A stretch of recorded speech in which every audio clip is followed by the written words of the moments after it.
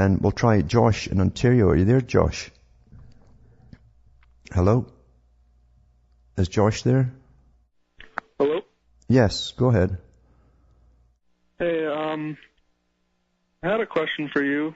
I've never really heard you talk about this, and I wanted to know what your thoughts are on the genesis of the Earth, or like your beliefs on how we got here, sort of thing.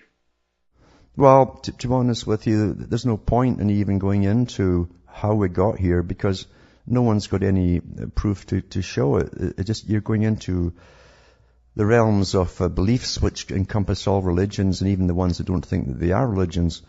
All we know, and I think even the ancient philosophers in Greece, some of them said the same thing, I think, therefore I am. In other words, all I know is that I seem to exist since I wake up every day and have the same problems as everyone else has.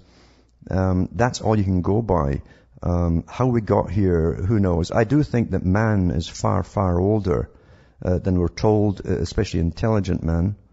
I don't think, you take the whole Darwinian theory, there's a political reason for Darwin coming out, remember.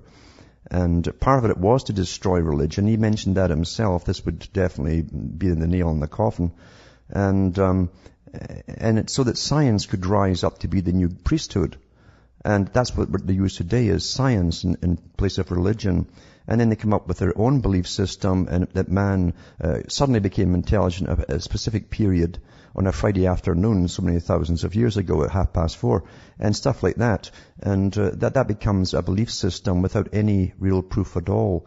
And it doesn't matter how many fake jaws they put together, jaws of pigs with human skulls and stuff, and that's been exposed before, like Piltdown Man. They keep going along like global warming with the same chant.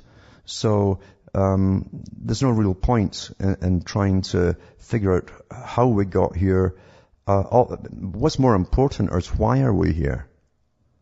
And it's something that's very, very true is also what are we going to do with our lives now, right now, And that's more important than ever. Otherwise, it's mental masturbation, and that's what most stuff is out there, is mental masturbation.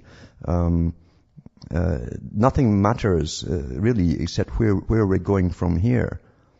And people should be really up and doing something if they want to stop being ruled by a small clique of people who've plundered the planet for hundreds of years and who run your governments, and they've told us where they're taking us, which is destitution and depopulation. So try not to get into the ancient stuff.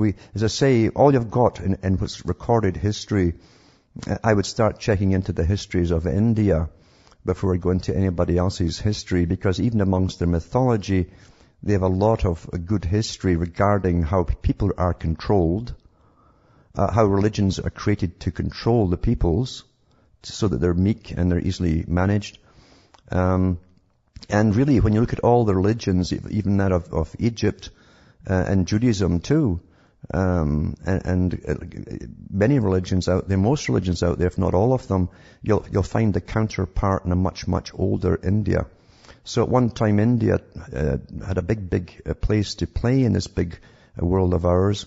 We know that Sumer, for instance, its main export was wool, 5,000 odd BC, and they exported it mainly to India at that time.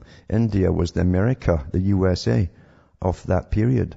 And yet there's so little given to the Western world on these particular people whose descendants still run India today, the high Brahmin caste.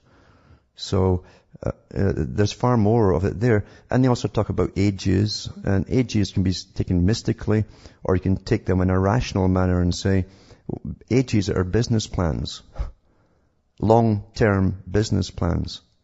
And we do know that they say at the end of an age, all those who are unfit, the masses, die off and they cannot come through into the next stage. And the elite go through, or the lumen go through, or the knowledgeable go through, the evolved go through. If you think that Darwin came up with evolution, just go into India. If you go into their Hinduism, everything started as slime and mud and water and all the rest of it. That's where Darwin and all these characters got their ideas from. But it's completely ignored by the press. If you go to India, you can pick up stacks of old books written in the 1800s for dirt cheap too, on a lot of their histories. And yet none of it's republished or printed and put over here. It's just so sad. Because it's a lecture, it's a system of control they're showing you. How to keep millions dumb in every generation. Back with more after this break.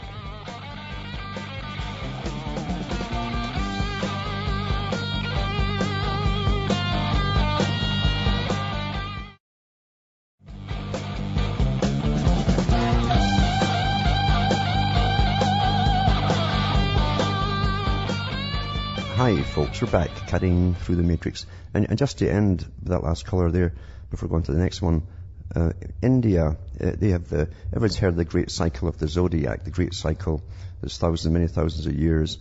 India claim, and that's a Platonic year they call it, India claims that they've gone through many cycles, each lasting millions of years. So it's an interesting paradox as we go through the different systems. But there's no doubt all the what people think is New Age comes from India. And everything that's been done today in the New Age movements all originated in India and a long, long time ago and is recycled over and over again for thousands of years. They call it a perennial religion. And then we'll go on to